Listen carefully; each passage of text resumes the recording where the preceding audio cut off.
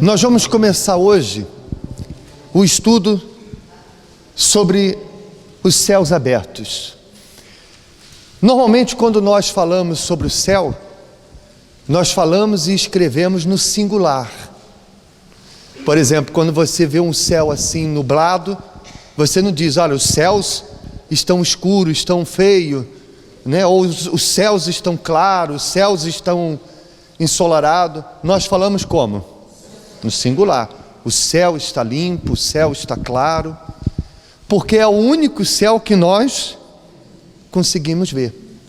Mas a Bíblia, ela fala em algumas passagens, ela cita em algumas passagens a palavra céus no plural, como foi, por exemplo, quando o Senhor Jesus foi batizado e está escrito que os céus se abriram, e outras passagens como as duas que nós vamos ver aqui hoje. E por que a Bíblia fala os céus no plural?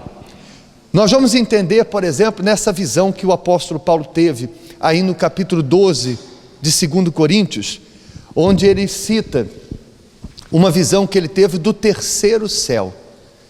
Veja aí, capítulo 12, versículo 1. Em verdade que não convém gloriar-me, mas passarei as visões e revelações do Senhor. Conheço um homem em Cristo que há 14 anos, se no corpo não sei, se fora do corpo não sei, Deus o sabe, foi arrebatado para onde? Ao terceiro céu. Eu sei que tal homem, se no corpo ou fora do corpo, não sei, Deus o sabe, foi arrebatado ao paraíso. Portanto, ele chama o terceiro céu de quê? Paraíso. E ouviu palavras inefáveis, que ao homem não é lícito falar. Nós já lemos essa passagem aqui em outra ocasião, onde eu expliquei o porquê que ele usou essa experiência dele, mas eu queria hoje ficar focado no que ele viu. Ele teve uma visão do terceiro céu, e esse terceiro céu que ele viu, ele disse que era o quê? O paraíso. Então, se o terceiro céu é o paraíso, o primeiro céu qual é? É o céu que nós vemos, as aves, onde estão as aves, onde estão os pássaros, onde estão os aviões, é onde nós conseguimos enxergar visivelmente. E o segundo céu? São onde estão os astros, onde estão os planetas, as estrelas, que se é possível ver também através dos equipamentos modernos que existem hoje. Uma parte dele, claro, porque ninguém ainda foi capaz de enxergar a totalidade do universo, do segundo céu. Então, quando a gente para pensar na grandeza do que Paulo viu, a gente fica surpreso, fica encantado. Você com certeza já alguma vez viu um pôr do sol, e você já viu o céu assim num dia especial, e você ficou como? Né? Encantado. É impossível uma pessoa que é convertida não ver uma imagem do céu e não contemplar a grandeza de quem? De Deus. Por exemplo, se você já viajou de avião e teve a felicidade de viajar num horário do pôr do sol, é impossível a pessoa olhar pela janela do avião, ver uma imagem como aquela e não dizer assim, como Deus ele é grande, né? Como Deus é perfeito para criar algo tão lindo, né? A pessoa passa horas e horas vendo aquilo e não fica cansado, não é verdade? Se você está com a cabeça cheia, passando por uma situação assim conflitante, você olha para aquela imagem e parece que uma paz inunda o seu ser. Mas isso é só o primeiro céu.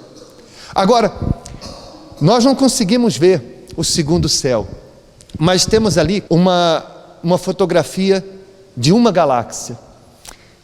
E se nós tivéssemos aqui um equipamento, o telescópio, e fôssemos ampliando, ia ficando cada vez mais bonito, cada vez mais astros, e nunca ia o quê? Nunca ia acabar. É impossível uma pessoa contemplar aquelas imagens e não ver como Deus ele é o quê? Grande. Então, se o primeiro céu é algo extraordinário, o segundo céu, maravilhoso, e o terceiro céu? Vou colocar aqui o terceiro céu para você ver. Terceiro céu. Está aí o terceiro céu. Cadê o terceiro céu? Você acha que é possível a gente descrever o terceiro céu com algum tipo de imagem? Nem a inteligência artificial, nem os melhores os ilustradores que têm uma imaginação espetacular, ninguém seria capaz de descrever como é o terceiro céu. O homem que viu por alguns instantes o terceiro céu, o apóstolo Paulo, foi quem disse: nem olhos viram, nem ouvidos ouviram, e nem jamais penetrou em coração humano o que Deus tem preparado para aqueles que o amam. Em 1 Coríntios 2, versículo 9. O que ele viu foi algo tão intenso que impactou a vida dele para sempre. O que ele ouviu nessa visão, ele descreveu como coisas inefáveis. Inefáveis significa algo que se não consegue expressar por palavras. Se alguém perguntasse: mas Paulo, conta para a gente o que você ouviu, ele ia dizer o quê? Não consigo. Mas fala, pelo menos explica um pouquinho do que você viu. Não tenho palavras para expressar. Mas aquela visão mudou ele completamente. Amém? E por que Deus mostrou isso para ele? Por que ele teve essa visão? Veja aí no livro de Atos, no capítulo 7, no versículo 54, quando fala da morte de Estevão, o primeiro mártir da igreja, ou seja, a primeira pessoa que morreu por Jesus. Que privilégio, né?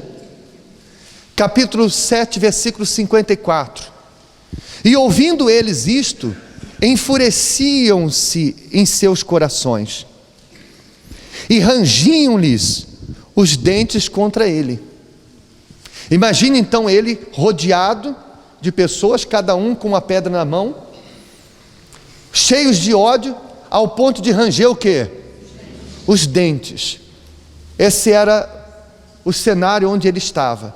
Versículo 55. Mas ele, estando cheio do Espírito Santo, fixando os olhos no céu, viu a glória de Deus e Jesus que estava à direita de Deus, e disse: eis que vejo os céus abertos e o Filho do Homem, Jesus, que está em pé à direita, ou à mão direita de Deus. Mas eles gritaram com grande voz, tamparam os seus ouvidos e arremeteram unânimes contra ele, e expulsando da cidade o apedrejavam. E as testemunhas depuseram as suas capas aos pés de um jovem chamado Saulo, e apedrejavam a Estevão, que invocação dizia: Senhor Jesus, recebe o meu espírito. E pondo-se-lhe de joelhos, clamou em grande voz: Senhor, não lhes imputes este pecado. E tendo dito isto, adormeceu. Quem era este jovem chamado Saulo, que estava ali presente no momento que Estevão teve aquela visão? Só Estevão viu aquela imagem do terceiro céu. Os outros não viram, mas Saulo viu que aquele homem que estava diante dele, rodeado de pessoas para o apedrejar, estava tendo uma visão. Ele não viu o que Estevão viu, mas ele percebeu que Estevão estava tendo uma visão. E enquanto ele tinha essa visão, ele orava pelas pessoas que o apedrejavam. Quem era esse jovem Saulo que viu isso? Era o apóstolo Paulo, antes de se converter, e que estava ali entre os que também estavam apedrejando ou rangendo os dentes contra Estevão. E aquela imagem, não é por acaso que a Bíblia diz que ele estava ali, porque no capítulo 8 fala que os cristãos, por causa dessa perseguição, se dispersaram, e no capítulo 9 está escrito: a conversão de Saulo. Dias após Saulo ter visto Estevão tendo aquela visão, ele viu o Senhor Jesus, caiu do cavalo. Você conhece a história, nós já falamos aqui sobre a conversão de Saulo, e disse para ele: Saulo, Saulo, por que tu me persegues? E ele disse: quem é, Senhor? E Jesus disse: eu sou Jesus a quem tu persegues. E então ele ficou cego, depois foi curado, se batizou, e alguns meses, ou talvez poucos anos depois, foi a vez dele ter a mesma visão que Estevão viu. Porque certamente aquela imagem de Estevão sendo apedrejado e dizendo, porque Estevão disse, ele disse: eis que vejo os céus abertos. Embora Saulo não tivesse visto o que Estevão viu, Estevão confessou que estava vendo o quê? Os céus abertos e Jesus à direita de Deus Pai. Então aquilo com certeza ficou aonde? Na cabeça dele. E então Deus permitiu, o Senhor Jesus permitiu que Paulo também tivesse um pouco daquela mesma visão, para preparar ele, porque essa visão que ele teve, ele já era convertido, ele já estava pregando em Damasco, mas após essa visão, é que então ele fez as suas viagens missionárias, levando o evangelho para lugares onde ainda não havia chegado, e foi o responsável pela pregação do evangelho aos gentios, que não eram judeus. Mas ele só foi capaz de fazer isso depois que teve o quê? Aquela visão, porque aquela visão fez com que ele estivesse preparado para as lutas que ele iria enfrentar. Porque quando ele deixou de pregar para os judeus para pregar para os gentios, a luta dele dobrou, porque agora ele era perseguido tanto pelos gentios, como agora também era perseguido pelos judeus que não aceitavam que ele pregasse para os gentios. Então essa visão que ele teve do céu impactou ele e fez com que de maior perseguidor de cristãos se tornasse o maior pregador do evangelho. A visão do quê? Do terceiro céu, do paraíso. E não só, essa visão fez com que Estevão, mesmo rodeado de pessoas rangendo os dentes contra ele, estivesse ali como que anestesiado. Qualquer pessoa no lugar dele, ainda que convertido, estivesse rodeado de pessoas apedrejando ela, rangendo-lhe os dentes e amaldiçoando com palavras, estaria aflito, estaria desesperado, estaria angustiado, mas ele estava, parece que, anestesiado diante de tudo que estava acontecendo ali ao seu redor. E por quê? Porque os olhos dele estavam onde? No paraíso, no terceiro céu. Quando os nossos olhos estão no céu, então nós ficamos anestesiados diante das lutas. Passamos pelas lutas, mas elas não nos ferem, não nos mata, não nos derrota, como aconteceria se os nossos olhos, ao invés de estar no céu, estivesse nos homens, estivesse nos problemas, estivesse nas bênçãos deste mundo. E é aqui que está a grande razão do porquê que muitas pessoas, elas acabam se esfriando na fé, acabam se afastando da presença de Deus, porque os seus olhos deixaram de estar onde? No céu. Porque se os olhos da pessoa estão no céu, ela não olha para o erro das pessoas que estão ao seu lado. Aquela coisa de, eu me afastei por causa de um escândalo, eu me afastei por causa do fulano, por causa do ciclano. Isso não acontece com quem não está com os olhos nas pessoas, mas está com os olhos aonde? No céu. Se a pessoa tem os olhos no céu, quando ela passa por problema, os problemas não fazem ela desistir. Porque se os olhos dela estão nos problemas, nas coisas que estão lhe acontecendo ao redor, então ela é manipulada pelas coisas. Ou seja, quando não tem problemas, ela está bem. Quando tem problemas, ela está mal, porque os olhos dela estão nos problemas. Mas quando os olhos dela estão onde? No paraíso, no céu, então acontecem os problemas e ela não se intimida. Ela luta para resolver aqueles problemas, mas ela não se intimida. Eu costumo dizer que a pessoa que realmente é nascida de Deus, ela tem os pés no chão e a cabeça no céu. Você consegue entender isso? Pés aonde? Porque você está aqui, você tem que trabalhar, você tem que sustentar a família, você tem que resolver os problemas, você tem que lidar com as tentações, com as dificuldades. Então os pés estão aonde? No chão, mas a cabeça está no céu. O foco está no céu. Eu estou aqui, estou trabalhando, estou lutando para conquistar as coisas, mas o meu foco é o céu. O meu foco é aquele lugar que está preparado para mim. Amém? Então, aqui está o segredo. Quando uma pessoa que está na igreja diz: eu não consigo deixar o mundo, eu não consigo abandonar o vício, eu não consigo perdoar, no fundo é porque essa pessoa ainda não está com os olhos aonde? No céu. Porque eu duvido que uma pessoa que está com os olhos no céu, focado em um dia estar neste lugar, que não se pode desenhar, ilustrar com imagens, não se pode explicar com palavras. É impossível uma pessoa que almeja estar num lugar daquele dizer que não consegue trocar, deixar um vício por causa daquele lugar. Não é capaz de abandonar o mundo, os prazeres do mundo, em troca de estar naquele lugar. Honestamente, é porque a cabeça dela, os olhos dela ainda estão onde? Está no mundo. Entende sim ou não? Mas se os olhos dela estão no céu, ela não troca o céu por o quê? Por nada. Por isso que o diabo trabalha para distrair a pessoa. O que o diabo quer é que a pessoa tire os olhos do céu e olhe para as pessoas, olhe para os problemas, olhe para as conquistas, porque assim é muito mais fácil tirar ela da fé. Amém?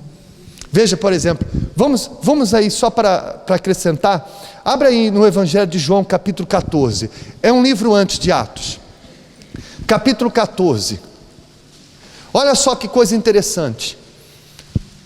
Na noite em que Jesus seria traído, horas antes dele participar da última ceia, horas antes dele ir para o jardim do Getsemane, horas antes dele ser traído por Judas, o que ele diz para os discípulos?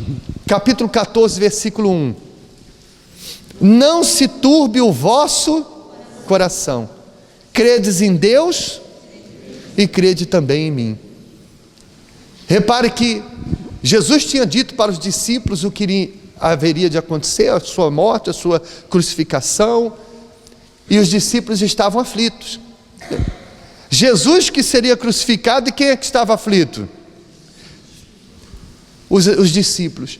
E Jesus que estava para ser crucificado é que deveria estar ouvindo palavras de quê?